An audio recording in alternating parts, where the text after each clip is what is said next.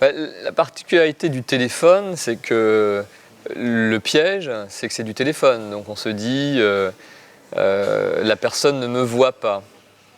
Et donc on peut avoir une forme de relâchement de la communication ou une absence de sourire. En fait, la voix fait passer énormément de choses, elle fait tout passer. Elle fait passer le sourire, elle fait passer l'énervement, l'agacement. Donc il faut garder, peut-être encore plus que dans une relation où on se voit, une attention sur ce qui se passe vraiment pendant la communication.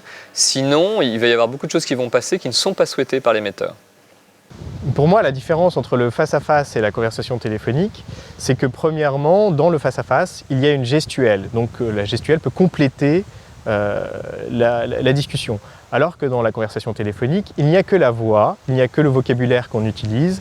Et c'est pour ça que c'est très important de bien préparer son texte et d'être très clair dans ce qu'on dit à son interlocuteur au téléphone.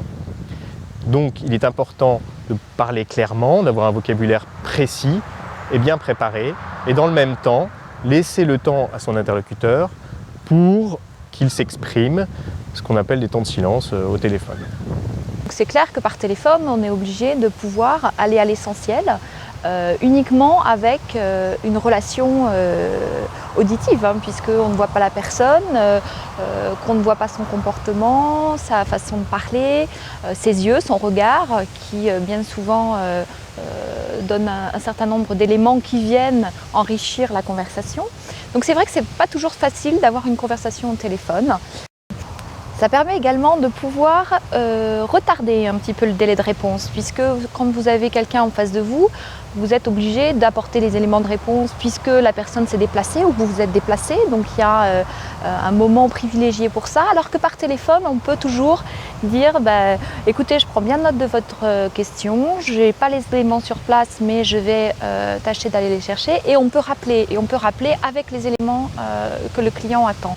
Alors la différence entre la communication téléphonique et la communication en face à face est la suivante, c'est que paradoxalement, en face à face, il est beaucoup plus facile de comprendre et de répondre aux objections. Le moindre signe, le moindre froncement de sourcil ou d'œil peut marquer une exclamation, une surprise, une désapprobation.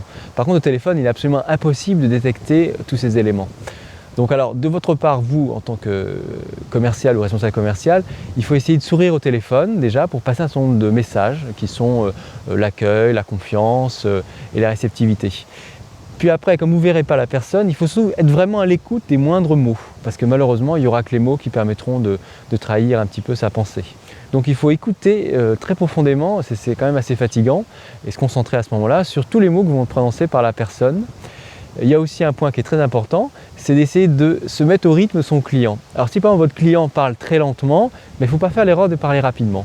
Et inversement, si votre client parle rapidement, il ne faut pas parler lentement. C'est un peu le problème du caméléon.